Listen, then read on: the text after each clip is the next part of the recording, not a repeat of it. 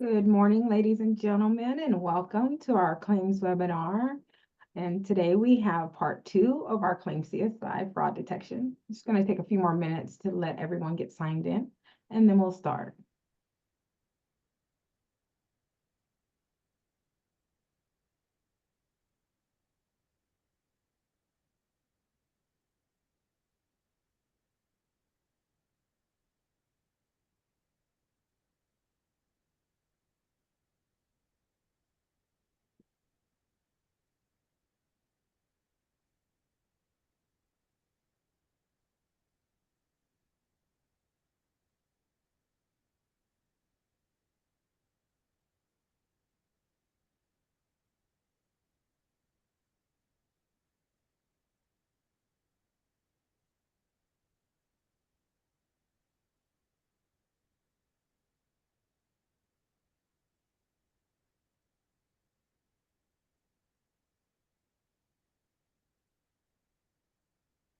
A few more seconds here.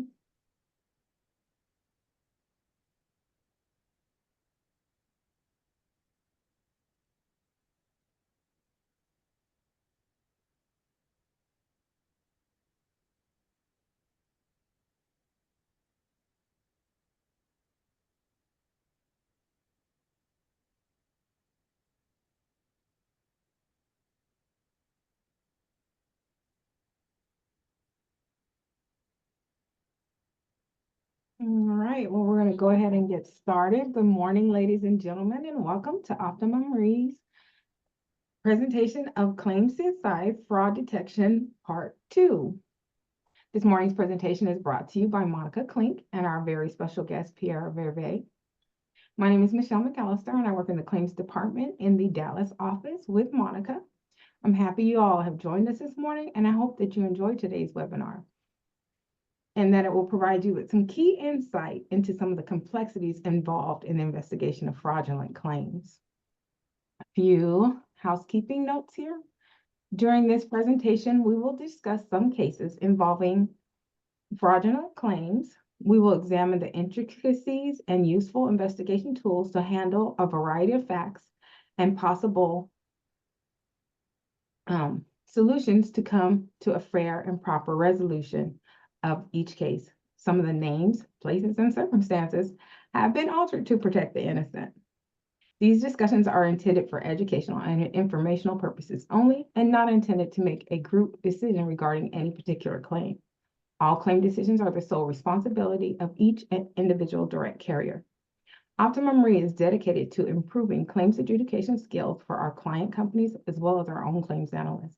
It is our policy to avoid all antitrust or anti-competitive laws. During this presentation, we will have some Q&A time. Please use the Q&A function in your Zoom. Submit any questions that you have in the Q&A section of your Zoom application. We will not be able to answer any questions from raised hands or the chat function. Monica will pause to answer some questions as time allows at the midpoint of the presentation and then again at the end. Monica will provide responses to any unanswered questions via email to all of today's participants. The answers will be accompanied by a PDF copy and a recording of today's presentation. This email should arrive in the days following the webinar.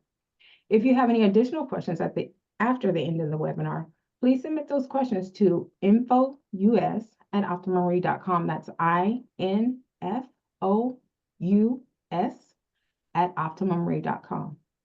At the end of our webinar today, you'll be sent a survey. Your feedback is greatly valued. Please submit this survey for us. We will be grateful for your time. And some upcoming events here at Optima Marie. We're calling all fraud detectives. Please be on the lookout for our Claim CSI Fraud Detection Part 3. We have many more interesting items to share with you and don't have enough time in the first 2 webinars. So we'll have a 3rd installation of this webinar series coming soon to you. Be on the lookout for that. Also, we're very excited to announce Optima Marie's first ever claim seminar this year. It's going to be on October 7th and 8th. We hope that you'll join us for a day packed full of claims, education, and a good bit of some of that Texas fun too. For more information about our first claim seminar, please reach out to us at infous@optimumre.com. That's infous@optimumre.com. All right.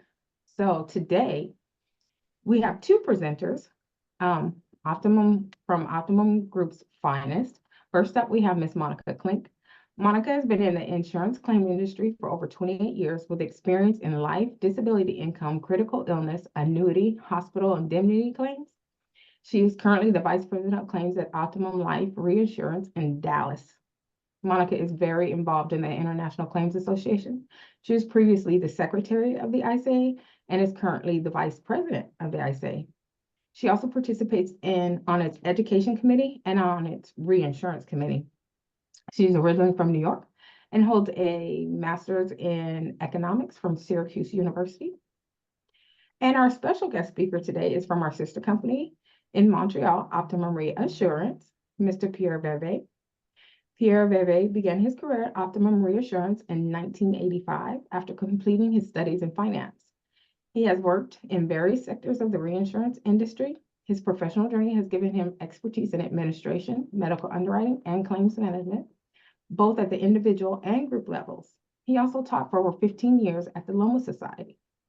Currently, he is the Vice President of Claims, holding the titles of FLHC and FLMI, and also ACS, and he is a member of several insurance industry committees. So now, without further delay, we'll get started with Monica Klink. Thank you, Michelle. I appreciate that. And welcome, everybody. I'm going to move the slide along here. We'll see what our agenda is for today. We're going to do a little recap of part one that Michelle did last month. And then we're going to go right into what today's presentation is. We're going to talk a lot about wagering.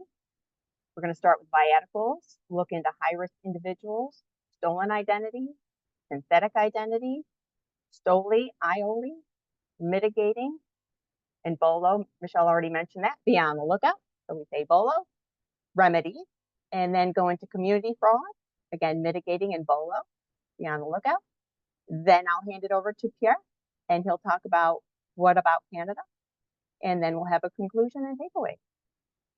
So that's it in a nutshell. So let's get rolling. Okay, so the recap from Michelle's part one, we went through the definition of fraud. That is the intentional deception to secure unfair or unlawful gain, and generally that's for money. There's different types of fraud. She talked about beneficiary changes, and sometimes beneficiary changes are made under duress, or the insured owner is forced to make that beneficiary change, and that could be very fraudulent. You could be presented with fraudulent documents at claim time, even at underwriting. But of course, we're claims professionals, so we could see them at claim time, so we have to be on the lookout. Foreign death claims can be a concern. There are some countries in which a death claim kit can be purchased for as little as $25, and it looks like someone is deceased. The documents look like they're filed, and lo and behold, there was no event. The person is alive as well. So we have to be on the lookout for that. Wagering, Michelle mentioned that a little bit in hers, but I'm going to take that deep dive into wagering. We're going to talk a lot about those schemes. Agent fraud, unfortunately, I'm not going to be able to talk too much about agent fraud today, and that will be part 3 upcoming. So be on the lookout for agent fraud in our 3rd installation. Michelle also looked at some case studies. And she talked about our resources, which could include industry meetings and webinars, your legal department, investigation companies, and your reinsurance partner. If you didn't attend Michelle's webinar, you can please reach out to the email address that Michelle mentioned, the mailbox, info.us@optimumre.com. Please email that if you did not get a copy of it and you would like to hear and see Michelle's presentation. But without further ado, we're just going to dive into part 2 here. So wagering. What is life insurance wagering all about? Well, that is the in which the policy is purchased for the sole purpose of profit by another. That other person could be an investor or a group of investors, and they have no interest in the continuation of the insured's life. In fact, they want a quick death. A quick death means higher profit. If the person has a longer mortality, then their profits go down. And they're in it for the money. They have no interest in seeing that person alive and well. It is the opposite of insurable interest. We talk a lot about insurable interest at underwriting time. That's when the individual with insurable interest experiences a loss or would experience a loss upon the insured's death. So a spouse, of course, would have insurable interest if their other spouse should pass away. There's a financial loss, so it has to be protected. Their assets have to be protected. If a child could also pass away, and a parent would have that financial interest. They would have to be paying for the funeral. So we have to talk about insurable interest when it comes to the underwriting of the contract. In insurance wagering, that insurable interest is gone. Sometimes it's gone and sold later on down the road, and you don't see it upfront. Okay, so let's go ahead and take a little bit more look at wagering. It is not new. Wagering started at the beginning of insurance. I found this Great Britain's Life Insurance Act of 1774, a long time ago. So people purchase life insurance on public figures without their knowledge. So they're wagering that that person's going to die. Well, why do you think they think that person's going to die? Well, they have some knowledge that someone's going to murder them for some reason. All right, that is not insurable interest. You have that insider's knowledge that that person's going to die. So you're going to take that policy out and make profit upon that insured's death. All right, that doesn't make any sense. So this act of 1774 stated that beneficiaries must have a financial interest in the continuation of the insured's life. Before this act, they did not have to have that financial interest. That financial interest was profit. It wasn't that they're going to experience a loss. They're making a profit. So that dates back a long time ago. People have been doing this for a long time. So life insurance wagering is illegal. It encourages fraud and gambling. And we're going to look at, we're going to take a deep dive into the fraud part of it. They like to get profit from small investments, right? So they want to put as little money into the contract as possible and get the largest gain. There's minimal risk if caught. So imagine if someone's wagering on $50,000 or a $100,000 policy. Really, that loss, the $100,000, $50,000, that's not a real big amount compared to the multi-million-dollar schemes like from the medical part, the medical insurance, right? I'm sure most of you have seen those headlines where a doctor is being caught ripping off Medicare or Medicaid. Those are multi-million-dollar rates. Something like this could be $50,000 or $100,000. Many say that this is easier than robbing a bank. So we have to be very, very careful about that. Okay, so let's take a look at biaticles.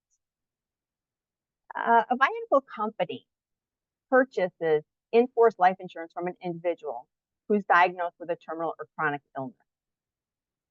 And they really started coming to the forefront in the 1980s with the AIDS epidemic. So AIDS patients had their policies. They had a lot of medical bills. They thought, well, this policy isn't doing any good. And the biatical said, hey, we'll buy it. And they're buying it on the secondary market. Okay, that secondary market is not the direct carrier. It's somebody else who's doing the transaction and buying and selling that contract. So it's like a car dealership, right? You have the new cars, that would be the direct carriers, right? And then you could have somebody else who has a roadside place and they're selling, the pre-owned or used cars, and that could be the secondary market, right? It's already sold at the beginning and then it's resold. So the secondary market is a reselling of the contract. And once these policies are sold on the secondary market, the investors become the beneficiary and the owner, and then they get the proceeds upon death of the insured. Okay. It is a type of life settlement. All right. kind of like a stranger owned because the investors now own the policy. They're going to get the proceeds. Okay. Is it fraudulent to sell your life insurance policy? Technically, it's not illegal or fraudulent to sell your life insurance policy. If you are the owner of that policy, it's like you own your car. You have every right to keep a car or sell a car, right? You have the same right of this vehicle life insurance policy that you own. You have the right to sell the policy. The problem arises when it is procured for nefarious reasons. So in this case, with the viaticals, just in looking at this slide, you had a person with AIDS. They had maybe medical bills to pay. They had an unwanted policy. They're going to sell it. So they had the policy first, became ill, and sold it. By and large, that is not fraudulent or illegal. You just had something you didn't want. But of course, there is viatical fraud. Okay. So in the beginning, there could be clean cheating. This happens not just in viatical fraud. You will see clean cheating in a lot of these fraudulent schemes where someone is misrepresenting their poor health and maybe checking no on all those questions on the application. So there's no medical on that application whatsoever. That is called clean cheating. There's no negative medical information. With a viatical fraud clean cheating, there could be the intent to sell the policy. You're trying to make that person look healthy. The agent or another third party could be involved. If there's an intent to get a policy to then later sell it, there's usually an agent or other person involved because by and large, the average person doesn't know that they can sell their policy. So the policy, the application comes through, it's clean sheeted, it is issued under false pretenses because there may be that intent to sell. Another type of viatical fraud is dirty sheeting. So that is to sell the policy on the secondary market. You have to prove that someone is in ill health. So remember, on clean sheeting, they're in perfect health. Dirty sheeting, you have to make them seem ill. So they want to exaggerate their medical condition. They're seeking a maximum settlement. So they want to show how ill they are. So if someone is, mortality of 10 years, they're not going to get a big settlement. If their mortality is 6 months, they are closer, to the payout of the entire policy had they died. So their settlement is going to be higher. So you can see why someone's going to misrepresent their health to make them seem that they're sicker. So that's dirty sheeting. You can also have investor fraud for viaticals. You could have improper licensing, and it could also be a Ponzi scheme. We've all seen what those can be, where the investors are paid off, but there's no exchange of that life settlement. They're just the investment money is just being churned. So that's viatical fraud. We go on to high-risk individuals. These are family members that might be applying for coverage on high-risk individuals who might be missing, incarcerated, or already dead. So they already know that they're not leading down, a long life, right? They could be in very high-risk situations. Probably have an imposter at application, and if it's in person. If the application isn't taken in person, there might be an imposter. Online, it's much easier, right? Much easier to have an imposter apply for a life insurance policy if it's done online. The applicant beneficiary could be a parent or grandparent who has the knowledge of that high-risk activity. Criminal records might be protected, and if it's a young person, there might not be any medical records. So at death claim, the cause and manner could indicate that high risk. You could have blunt force trauma, gunshot wound, overdose for the cause. The manner could be accident, homicide. If contestable, again, you might not be able to get any medical records and criminal records, but you know that this 19-year-old, has had a high risk activity, and someone actually did take that life insurance policy out. Are non-contestable claims investigated? I'd say probably not. Your best chance is to take a look at those contestable claims, but non-contestable claims, if family members just are using it for final expense, which is a small amount, they're probably not going to be investigated at all. So here's a case study. 19-year-old male with $20,000 non-tobacco term policy issued on February 14th, 2020. Interesting that it's a term. Term is probably going to be less expensive, right, than a whole life policy that's underwritten. So term is, the premiums are going to be smaller. So you want to pay in as little as you can, and hopefully to have a payout later. So premiums are going to be small. Application taken over the phone. All right, probably an imposter. Owner beneficiary was the insured's grandmother. The insured and the owner beneficiary, they have different addresses. So the grandmother doesn't even live with this person, but she's taking out this life insurance. All correspondence is going to the owner and the beneficiary. All going to the grandmother. Applicant has, or the insured has no idea. And of course, the insured died in June 2023 due to gunshot drive-by shooting. Any concerns? Yeah, I mean, there could be questionable reasons for the grandmother to take out this policy. It could be that, she knew that the parents weren't going to pay for a funeral if he should die, but probably knew about his activity and took the policy out, knew. And right, there might be questions on that application that had nothing to do with his activities. I get it. Grandmother knew that she's trying to protect. And, it could be of concern because she knew about the high risk. Moving on to stolen identity. This is the most common and longstanding wagering. It's to purchase insurance on an unhealthy person by an imposter. Happens all the time. So there's an imposter at underwriting. If it's in person, the imposter is present. If not, it's on the phone, which is much easier. It could be a home health care worker. It could be family members. It could be a friend. They're going to buy insurance on the unhealthy person and list themselves as the beneficiary. You got to look, where's all the correspondence going? If it's going to the owner beneficiary and not going to the insured, that's a problem. Email addresses and phone numbers are created for the purpose of accessing policies online. You can create an email address. It's easy in Gmail. You can make up an email address. Phone numbers, yeah, you can do that. Google Voice. You can create a phone number in Google Voice. You go in there and you have the choice of 4 or 5 numbers. Just pick one or 2. So you have the option of doing that as well. You can pick up your own phone number and an additional phone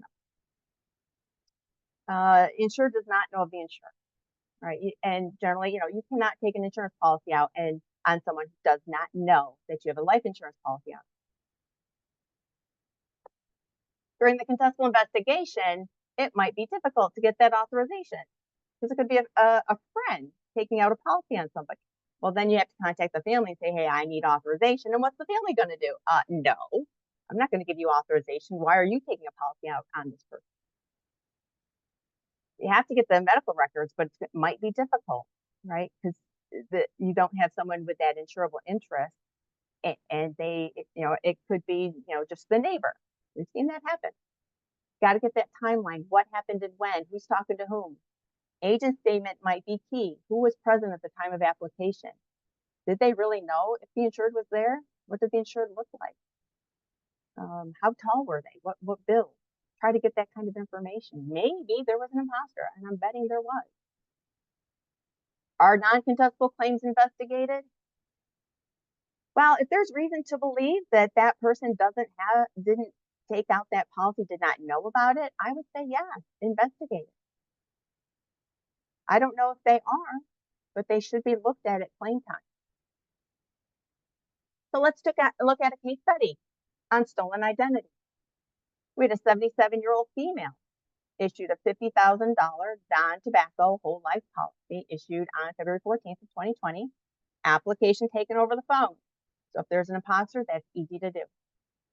The insured's niece was the owner and beneficiary. Okay, so the underwriter questioned that insurable interest. Okay, the niece was the owner and beneficiary, the niece. Why is it the niece? The niece indicated that the insured had no other living relative and she would be taking care of her final expenses. So the policy was issued. The insured died 3 years later And the death certificate revealed this, that the insured had a previous stroke 4 years ago, CVA, stroke, hemiplegia, 4 years, so half side was paralyzed due to that stroke, and Alzheimer's disease, 6 years. Oh, that's so interesting. 6 years ago. So at the time of application, the insured had Alzheimer's disease. And apparently the niece took out the policy and just squeaked by, didn't die within the contestable period. So let's keep on going through the claim. That's not the end of the story. The beneficiary statement revealed that the claimant was not the niece, but a friend. So now we have a friend. There might be instances where a friend would have insurable interest just to take care of the funeral expenses. I get it. But now you have the niece. Now the niece is not, the beneficiary is not the niece, but a friend. Any concerns? Yeah. I mean, look at the death certificate. Who was the informant?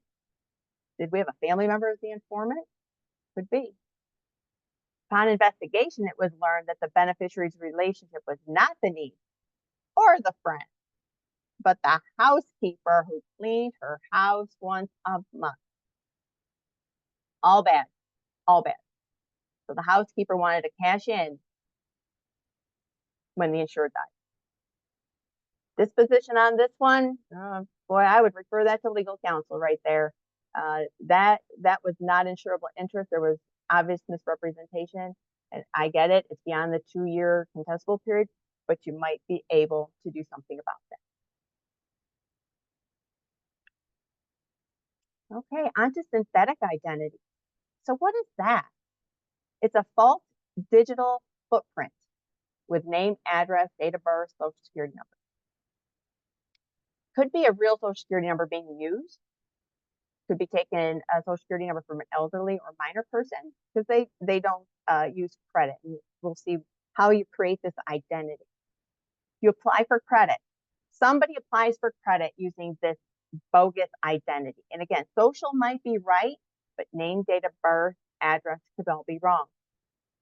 You apply for credit under this synthetic identity and it gets declined. Obviously, I mean, there's no other footprint for this person, so it's going to be declined. Well, the perpetrator is going to try this again and again. Okay, we got declined for credit. We're going to do it again. We're going to do it again and again and again until they finally get approved. So the goal is to create a record at that credit bureau. And once they get that credit, bingo, they're off to the races. They'll get that credit approved. They'll use it a couple of times, make a couple of payments, maybe use it for a utility bill. So if you've established a digital footprint for somebody with bogus credit, okay, so it keeps going from there. This is very difficult to detect. A credit report leads someone to believe that the identity is real. A utility bill establishes address. Two of those all bad right there together. Oh, this is crazy. Even credit bureaus have difficulty time discovering these things. Social Security Administration randomized Social Security numbers in 2011, making it more difficult to even identify fictitious Social Security numbers. So if you recall, with Social Security numbers, the first 3 digits were an area. So that designated the state or territory. Then the second is a group number. And then the last 4 is just the random number. Okay, so generally before 2011, if the Social Security number was established before 2011, you can at least see where did they live. Nowadays, it's just random, so it's difficult to establish anything. So if you have a Social Security number that was just established in 2020, you wouldn't know any of that. They're just totally random. There's no paper trail in a synthetic identity that leads to a real person. So you have a Social Security number, but that social doesn't lead to the name of the person that you have.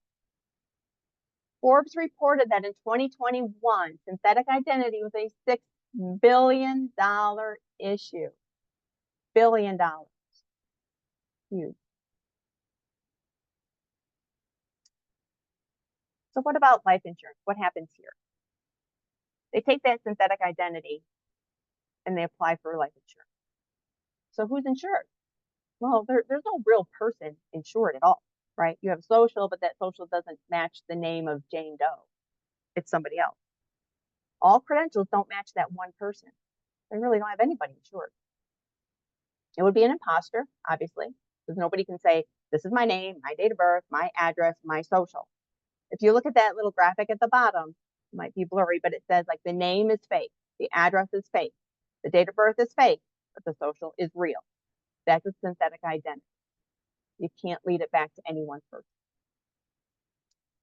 Obviously, an online application would be easier, right? The face amount might be just below needing medical records. And there's going to be no medical records, right? You're going to send your request to Grady Hospital for Emma Miller with this social security number. And they're going to say, nope, doesn't matter. You know, they might have an Emma Miller with another social, or they'll have another person with that social, but they will not make that connection. And they'll say, no record, no record. You could also sell these policies. The synthetic identities could be issued a policy, and then they could be sold on the secondary market. Okay, so we can watch out for those too. For death claims, the perpetrator has control of when to submit the death claim. Well, nobody should have that control, right? I mean, they know when the contestability period is going to end, so they're going to submit it after the second year. They know how insurance works, and they're going to stage that death or make it occur beyond the second anniversary. They could falsify the death certificate. Easy to do. People do it. With these fancy printers we have, you can make a death certificate. Unsubstantiated foreign claim. I think Michelle mentioned that in her webinar. When you tie it up with a bow, these beneficiaries can be very generous and send you everything all at once. You didn't need all that. You didn't ask for it. They think you need it. So that could also be fraudulent. Exploitation of the homeless. Unfortunately, you know, the homeless folks could pass away and nobody could claim them. And they could be claimed under this synthetic identity and they could be buried, but the death certificate is going to show the insured and they're going to make claim against this policy that had nobody behind it. People could also claim unidentified remains. There's websites out there. You can go see who hasn't been claimed yet. People are known to do that. Okay, so just be aware of all this. You could be paying a claim and there's no body behind it, or the body isn't the person that was insured because nobody was insured. Okay, let's go on to STOLI and IOLI. So STOLI, stranger owned or stranger originated life insurance. IOLI, insurance investor owned or investor originated life insurance. Started in the early 2000s. This scheme is very convoluted. Hopefully we get through how this all happens here. The targets are older senior citizens. They're anticipated to last at least 2 years. So they're not terminally ill. They're not chronically ill. They want them to last 2 years, but not last too long, right? 2 years, but not 20 years. So you're targeting older senior citizens. There's no imposter in this scheme. The other schemes that we talked about, they had imposters. There's no imposter. The senior citizen that we know is applying for this insurance. They're most likely will be insurable interest present at underwriting. They will list their spouse. They will list their child. They will list somebody with insurable interest. Health is not misrepresented. All right. They reveal their health. Financials may be misrepresented to justify a high face amount. And it could be in the millions of dollars. And of course, that jacks up the premium. One bullet that I didn't put in here, which I think is important, is sometimes it's the insured's first ever life insurance policy. So why would a person at the age of 72 apply for a $20 million policy and never even had something for final expense, never even had $20,000 in issuing a very large policy? That is a red flag. And I'm sorry, I forgot to put that in. So the scheme goes on to say that the insured would get free insurance for 2 years. Free insurance. Well, nothing's free. right? Nothing really is free. What they do is they get this non-recourse loan to pay the premiums.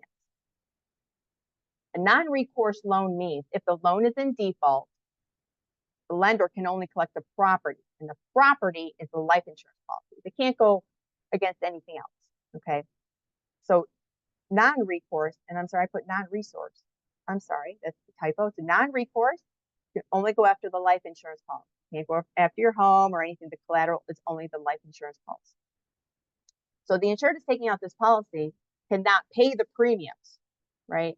You got millions of dollars in insurance. This is their first ever life insurance policy. They can't afford the premium. They're going to take out this non-recourse loan, but they get free insurance for 2 years. What happens after that? Those 2 years. After 2 years of that free insurance, the insured could keep their policy by repaying the loan. Remember, that face amount had been inflated due to the misrepresented financials. So that person probably just had way too much insurance, right? $35 million policy, never had life insurance before, didn't need it, but is involved in this Stoli scheme, right? So free insurance, they don't have to pay these premiums. It's a loan, but now the 2 years is up and they can't pay the loan back. That's what generally happens. You got this inflated face amount. They can't pay the loan. They have to sell the policy to the investors. And they do that for a lump sum. And I found where it averages about 10 to 25%. So they are the insured of the policy, and once they sell it, they don't have any interest in that policy. They've collected their 10%, and the investors become the owner and the beneficiary. There also may be tax liability for them. So the investor group is the owner of the beneficiary, and they pay the premium, and they'll get the death benefit upon death of the insured, like 75, 90% of the face amount. The insured is out of the picture. The insured got the 10%. Somehow the investors are going to get the death certificate, and they're going to get these proceeds. So that's the Stoli in a nutshell. Okay, they take out this big loan to pay the premiums. They can't pay the loan back. They have to sell the policy. Generally, all of this is known up front, right? So they know that they have to take that loan out in the beginning. So it's very different from like the viatical that we talked about in the beginning, where an AIDS patient took out policy, later on became the AIDS patient and sold it, just didn't want the property. This is different. Like you're taking it out with the intent to sell. You kind of know this person's not going to be able to pay that premium. So how about life settlement? I see these commercials in the early mornings about, hey, do you have a life insurance policy that you don't need anymore? Companies entice policy owners to sell their unwanted life insurance policy. And they can take the proceeds and do whatever they want with them. Pay medical expenses, that's the typo there, or pay down debt, go on vacation, do whatever you want. The life settlement. Are these considered fraudulent? Well, generally these life settlements are used for the folks that just have unwanted policies. Kind of like the viaticals, when they had the policy first, then became ill. But with life settlements, they may not be ill, they just don't want it. They just don't want the policy. So are these fraudulent? No, not necessarily. The intent was to have life insurance, but for whatever reason, life happened and they don't want it anymore. So they found the secondary market. And on the secondary market, they can sell their policy for a fee. So I found this little chart on viatical.org, and I think it's a good comparison. I will not talk about the tax implications. That's not my wheelhouse. But a couple of these are very interesting. Life settlement versus viatical. Life settlements, just the older folks. Viaticals, they're generally terminally ill with limited life expectancy. Taxation, I'm not going to talk about. Both are subject to state and federal laws. Okay. Life settlements, access to policy's hidden value. I don't really like that. What's hidden value? I think that could be dangerous to say there's something hidden in a policy. But anyway, that's just my opinion. And you can use the proceeds to pay down your medical or just your day-to-day expenses. Settlement. Now, according to viatical.org, the settlement value on life settlement is more than the cash surrender value, but lower than viatical, they're not terminally ill. So they're expected possibly to live longer. Viaticals, they're terminally ill. So their settlements are going to be higher because they have a lower life expectancy. And both lose the death benefit. They have to give that up. But that's like a nice little comparison. They're the same, but different. So let's go through a case study, Soli and Ioli. I'm just using those interchangeably. So a 75-year-old male issued $8 million policy, non-tobacco, in 2010. Lasted 10 years, that's good. And he died in 2020. The beneficiary was initially the insured's trust, and at first sight, that looks okay. It was the trust, the insured's trust. We see that a lot. But really, the trustee of that trust was a stranger who ran a premium financing company, kind of embedded in the trust documents, kind of festered up that, wait a minute, there's something not right here. Unfortunately, that was not known at underwriting time. It was known at claim time. So at underwriting time, insured's trust seems okay. All right, big face amount, insured's trust. So there was premium financing, non-recourse. Non-recourse, again, they could only go after the policy, nothing else. And it was through that trustee's company. So it's premium finance, non-recourse lending, premiums were high. What happens after that? 2 years expire and the insured either has to pay back the loan or sell the loan. In this case, there were multiple beneficiary changes, and at claim time, it was the trust as intermediary for an investor group, and the ownership change was to the same trust. The insured's wife was adamant that her husband did not have this $8 million policy. Nobody knew about it. And of course, litigation ensued. It appeared to be a wagering scheme. The insured did not need or want this policy. Somehow was, there was a scheme to just have this person as the vehicle, their help as the vehicle for profit. The source of the premium was not the insured or related to the insured. So even after 10 years, the case was settled. So Stoli, in some states, you might be able to, really resist it, to challenge insurable interest and intent even beyond contestable period. But again, you have to check the state statutes and case law. And another case study, some of the same facts here. 75-year-old male, $8 million policy. He died 10 years after issue. Beneficiary was the wife. But in 2018, the insured became ill and couldn't pay the premiums and decided to sell the policy to ABC Life Settlement and receive $800,000. Owner and Benny were changed to ABC Life Settlement, as they do when the policy is sold, and he died in 2020. Any concerns with it? I mean, at face value, I would say no, not a lot of concern. He had the right to sell his policy. Yes, it is a life settlement, but we didn't see the intent to sell. The intent to sell came after he became ill. Okay, that's like a car you don't want. It wasn't, hey, I have the intent to sell. Find me a life insurance policy to buy so I can sell it. Two totally different scenarios. So in this case, I wouldn't have too many concerns about it. Okay, so mitigating wagering and BOLO, be on the lookout. So underwriting is your best defense. Looking at communication. Is any communication going to the insured? Does the insured know about this life insurance policy? We talked about clean sheeting. Are all of the agent's business clean sheeted? Does the agent write anybody that has adverse medical history? There's got to be somebody. And if the agent's clean sheeting everybody, there's a problem. If there is clean sheeting, the insureds are giving no reason for the insurance company to question the health history or get medical records. It's just clean. Primary care physician is listed on the application, but the insured has never been to that provider. Unfortunately, we see that a lot. Got to put down somebody, but then when you go back to that PCP, primary care physician, that insured had never seen this person. Perpetrator will be the beneficiary, but misrepresent their relationship, and we already saw that in the case study. It could be the cousin, the niece, the nephew. They may have been changed from a real relative. The agent may be involved, or even the instigator. The agent could be boosting sales and commission. Maybe they have, a conference to attend in Bermuda and they got to boost their sales. They'll do what they need to do to go to Bermuda.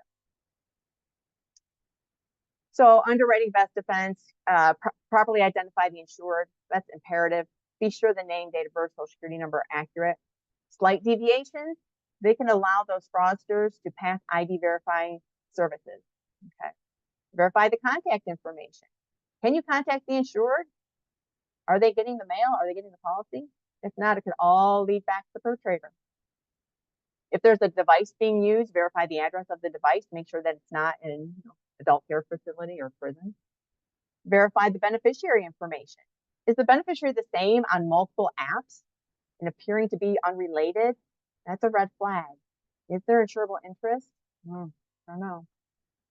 If there's a phone app, record the app, investigate any inconsistencies, follow the money. The money is going to take you to the perpetrator. Follow that money.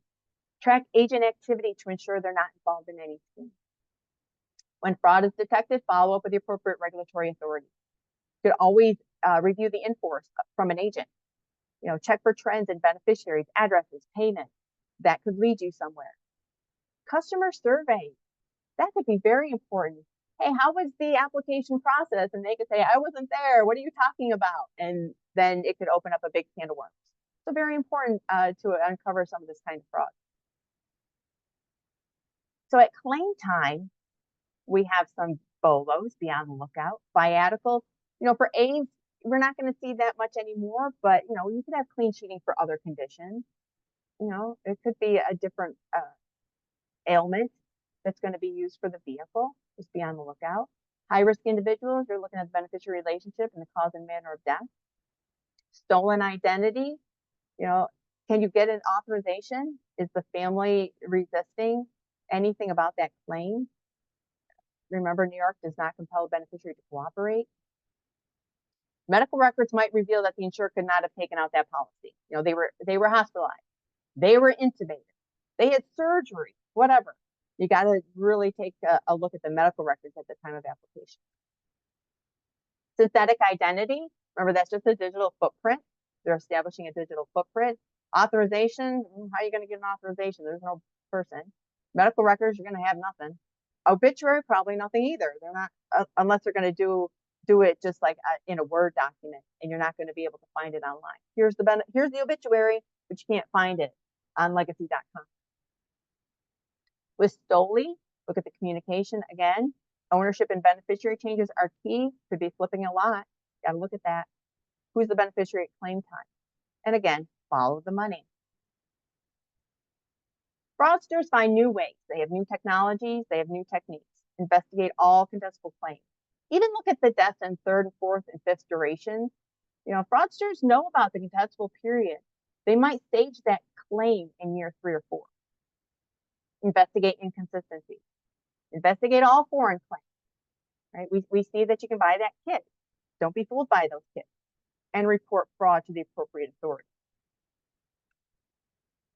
For remedies for wagering, there could be possible rescission. You might be able to void the policy, even outside the contestable period. There could be intent, there could be fraud. And check the state statute. All right, so we're about halfway through. So I'm going to pause and see if there's any questions. Michelle, would you be able to monitor to see if there's any questions? I don't have any questions yet, but if anybody has any questions, please submit them now. I'll give a minute or two. Okay. I do have a question, Monica, if you don't mind, while we're waiting for some questions from our viewers. When you were talking about the Stoli case that included the trustee that was actually a employee of the Finance company. Yeah. How would you recommend that an underwriter go about, or when would you recommend an underwriter go about, validating the identity of that trustee and making sure that all things are okay with the insured? In underwriting time, of course, I'm not an underwriter. I went on television. I don't know at underwriting time if underwriters get a trust. I don't know that. But also, folks that are going to commit fraud, Mhm. They have ways of hiding things. And I have looked at some of these trust agreements, and they are so convoluted. You have to draw huge pictures to see who's who. I agree. I Yeah, we don't, usually get them at claims time. I know we see them a lot at claims time, but just wondering what an underwriter could do. I don't know. Um, and perhaps there's an underwriter in the audience who could chime in if they would get a trust. I don't know if they do. I don't know if they verify who the players are or if they just get like a trust verification form. Yes, this trust is in effect and this is the trustee. I don't know because if you just have the name of the trustee, you're not going to know. You're not. Okay. Well, any underwriters out there that want to share, feel free. We do have a question here. What Okay. percentage of claims that you receive end up being fraudulent? Oh, good question. Um, I'm I'm just pulling something out of the hat here. True fraud, like not misrepresentation, right? Misrepresentation, material misrepresentation, rescission, that's something different. I'm not going to say those are technically fraudulent, but true fraud, in the single digits for sure. They're going to be, I'm going to say, high face amounts, big risk, big reward. Nobody's going to, try to take out like $1,000 policy or $2,000 policy. They're going to try to get a big reward for these things. So those are, of course, more concerned, but for sure, I think it's in the single digits. Yeah, I would agree with that. We have no further questions. Okay. All right. So let's move on. I've got one more topic to discuss before I have Pierre come in to the conversation. So we're going to talk about community fraud. So community fraud is an organized group who commit fraud. They're very sophisticated. Some groups, but not all, could be known as nomadic groups. So you could have a community fraud that's not nomadic. I'm also saying I'm not saying that all nomadic groups commit fraud, right? I'm just saying that you could have a community fraud and it could be nomadic. It could be different things. But I'm going to actually look at the nomadic groups for a second because we had a couple of cases like this. So let's go through some of the nomadic groups that we see. We see the Romani, Scottish, English, Irish. We have certain regions of these nomadic groups. The Roms are in these states. I won't have to read them off. I know some of them are in our backyard here in Texas. Scottish, the English. Again, I'm not going to read them off. We've got some here. Irish. I will say that they are north of Augusta, South Carolina, in Murphy Village. What is that about? So let's take a look at what Murphy Village could look like. Okay, this is a picture from Murphy Village. Murphy Village was established in the 60s, brought about like 2,000 Irish travelers, and they bought some land following the advice of a Catholic priest named Father Murphy at Murphy Village, who also had a Catholic church there, St. Edward Church. And we've actually seen that church arise in some of the claims we've seen. So Murphy Village was named for the priest from whom they took the advice. Now look how it kind of looks desolated. You have this mansion on the left-hand side, and it looks like they're mobile homes behind it. Very typical. Okay. It kind of looks deserted, and that is for a reason. There's like one road in, same road out. They keep to themselves. They are there. This is their own community. But they do have palatial homes, and the same people that own palatial homes will own maybe another home in the back. Why do they do that? They have multiple identities, as we'll see. They have certain occupations. The Roms, whether the psychics, the palm readers, they're into sales. Scottish, English, and Irish, they're into the roofing and the paving and the painting. Okay. I mean, even in our area, I hear about the roofers that come by and, we have hail damage in our area. Hey, we're going to re-roof it. Just give me a down payment of $5,000, and they never come. Names, there are certain names associated with these groups. So the Roms, some of these might ring a bell to you folks, the Costellos, the Dimitros, Evans, Miller, Mitchell, Nicholas, Nichols. I'm not saying all those names are in the nomadic groups. I'm just saying nomadic groups use these names. Okay, so if you find an Evans or a Miller, that doesn't mean they fit into this. I'm just saying that they use these names. The Irish, Carol, Costello, Riley, and Sherlock. They have a lot of other names, but these are the ones that we see a lot. Members commonly have multiple identities, and I think this picture at the bottom sums it up. You can move back and forth. All right, you can switch out your names, switch out your identity. You could have one identity for just your insurance purposes, and you can have another identity for the medical records. So when you go to the hospital, you go to the doctor, you're going to be one person. When you apply for insurance, you're going to be another person. So when you try to get medical records, what happens? Nothing found. All right, they can't match it up. They transpose date of birth, social security number, even names. So the names could be Mitchell Nicholas, Nicholas Mitchell, same person. And you'll have two applications on Mitchell Nicholas and Nicholas Mitchell. All right, just remember that picture. You can just keep swiping the top of the face or the bottom of the face and you'll get different identities.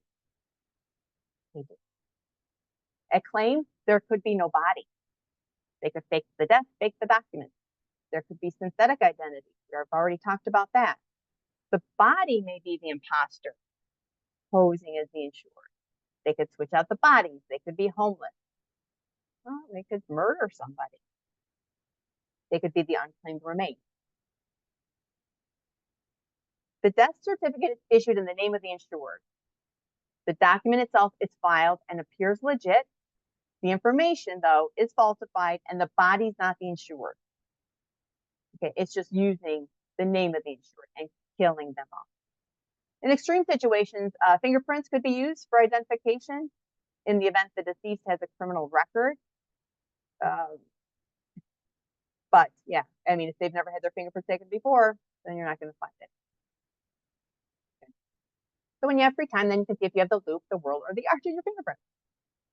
Okay, so let's go through a case study of community fraud.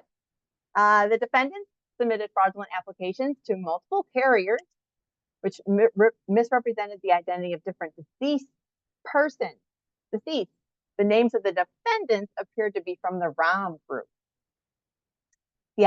If the agent owned a side business, he had the side hustle, which did the pyramid. So they were working together.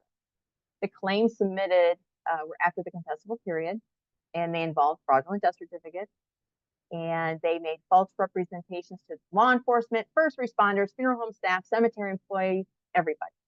$26 million fraud scheme. $26 million on community fraud. That's huge. That is huge. Case 2, a 56-year-old male issued two policies, $200,000 from company A and $150,000 from company B, 1 month apart in Texas. The name appeared to be from the ROM group. The addresses were different, very, very different. Different types of neighborhoods. You can Google the, or Zillow the addresses, and they were in different types of neighborhoods, different houses. So remember that picture that I had from Murphy's Village where we had a palatial home and the ones in the back could be like mobile homes? That was this case. In Texas, though, it wasn't in Murphy Village, but we had two different addresses, two very different types of neighborhoods. Here's a roofer. Both policies had the same agent. Died of colorectal cancer within the contestable period. So, of course, you do the contestable investigation. Got medical records. Medical records were found indicating the insured smoke. Oddly enough, though, the funeral home would not corroborate the information on the death certificate. Why? Why wouldn't the funeral home say, yeah, that, we took care of this person's services? Why wouldn't they do that? Well, they gave false representations.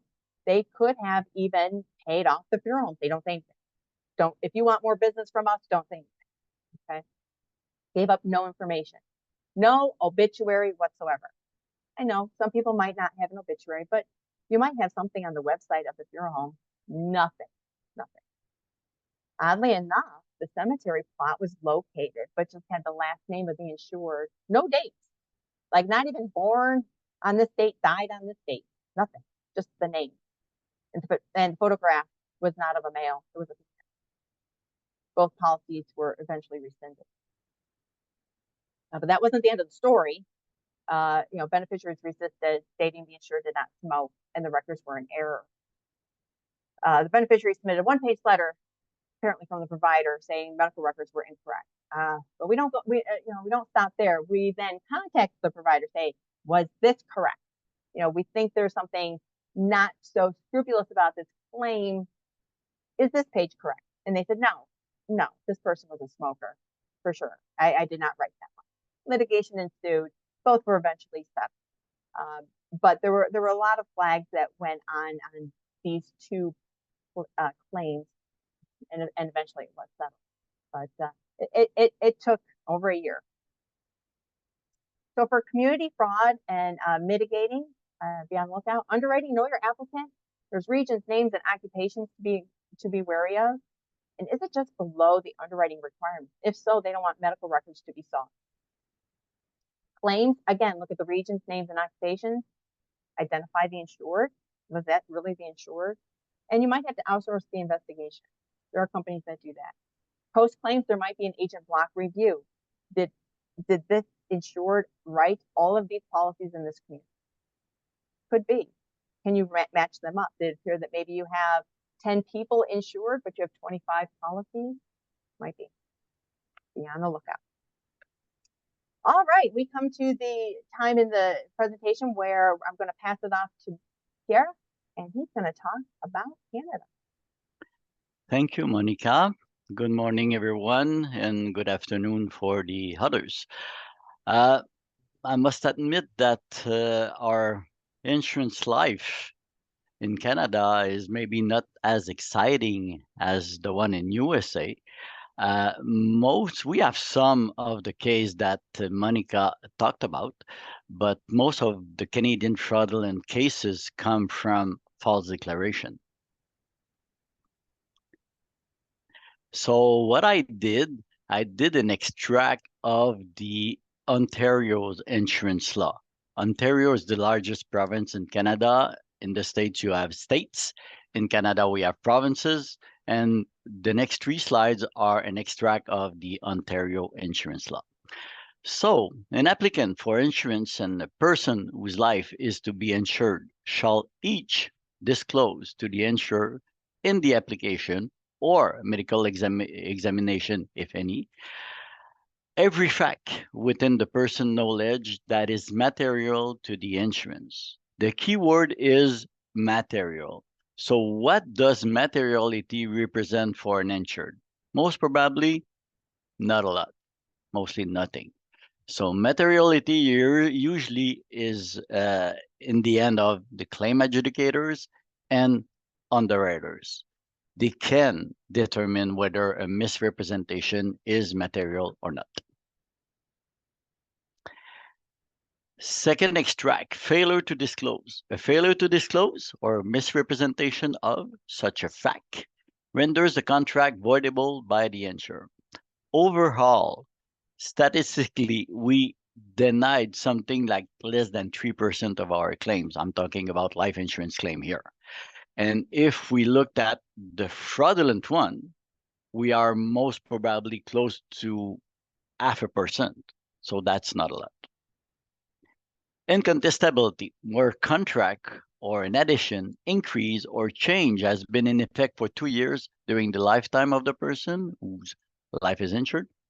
A failure to disclose or misrepresentation of fact required to be disclosed does not, in the absence of fraud, render the contract voidable. That means we have to prove, we meaning the insurer, have to prove fraud.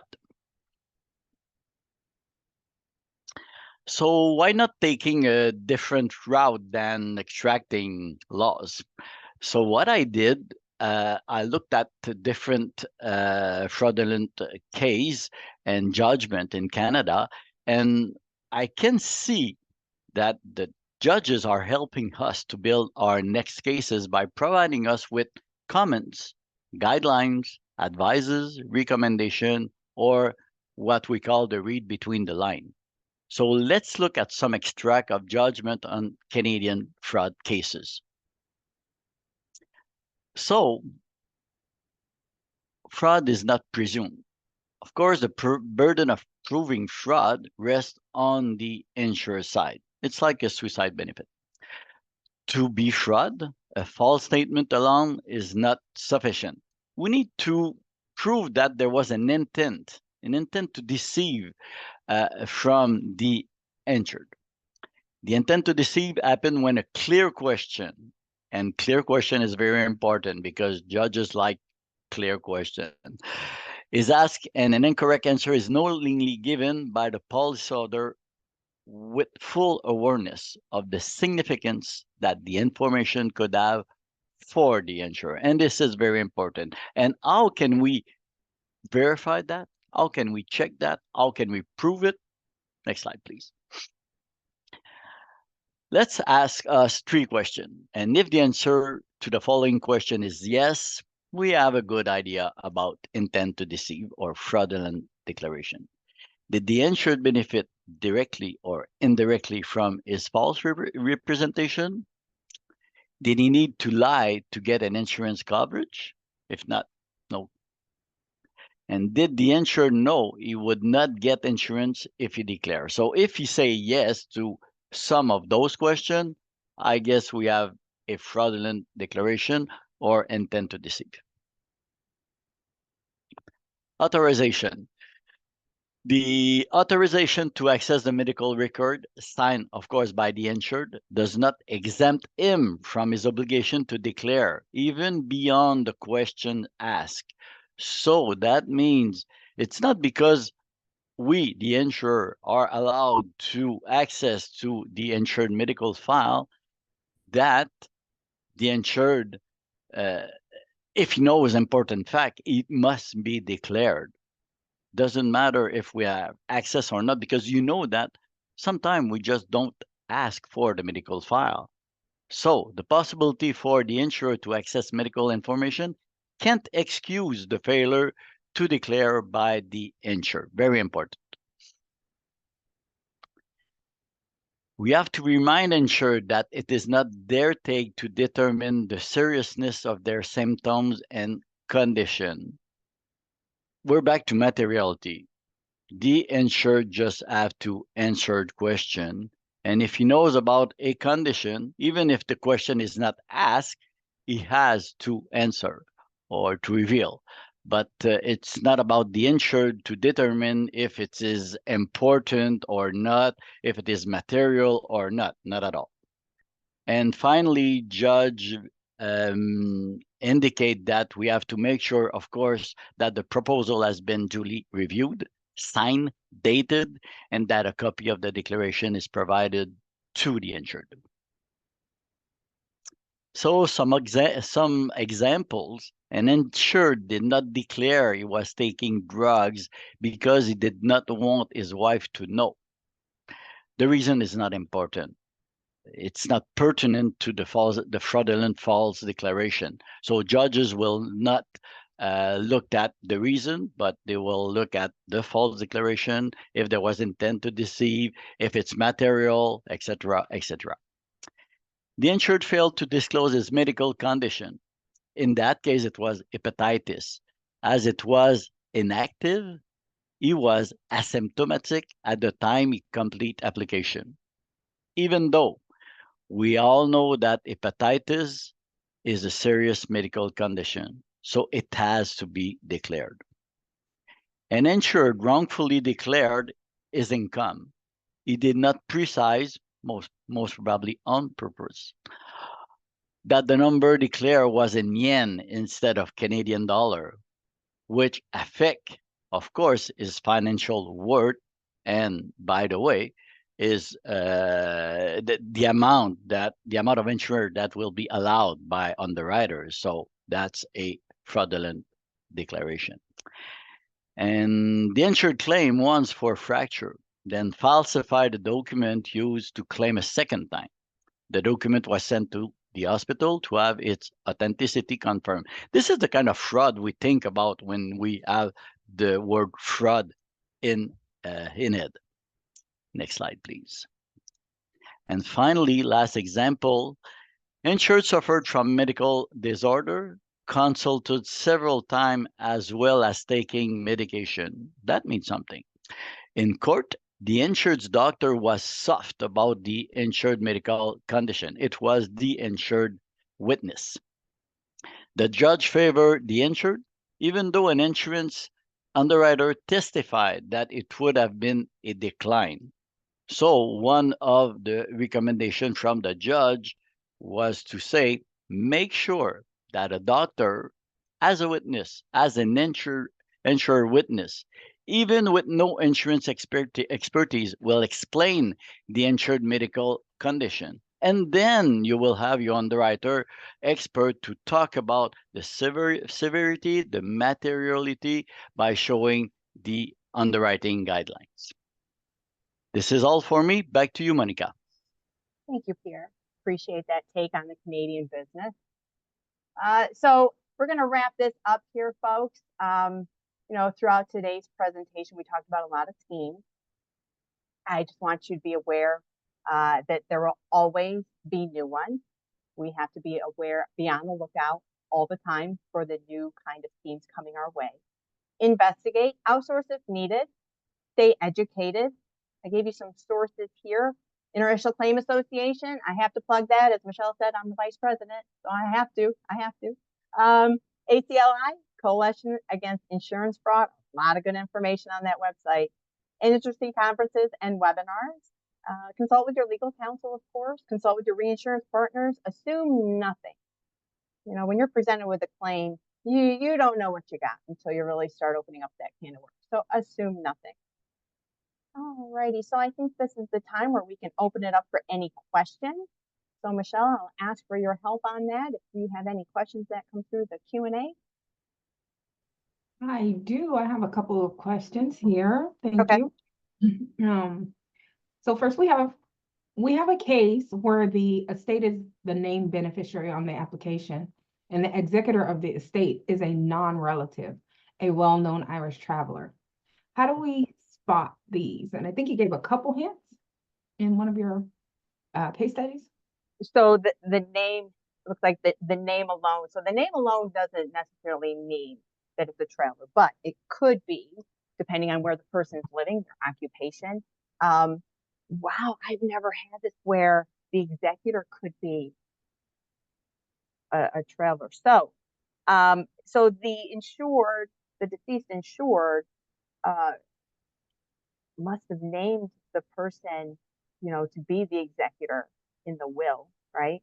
I'm curious if the insured was a traveler.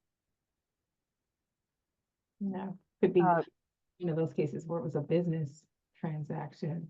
Yeah, because there's legal documents behind this, right? You could have a will stating that they are the executor, or the person died intestate. There's no will, and there's going to be, just the administrator of the estate.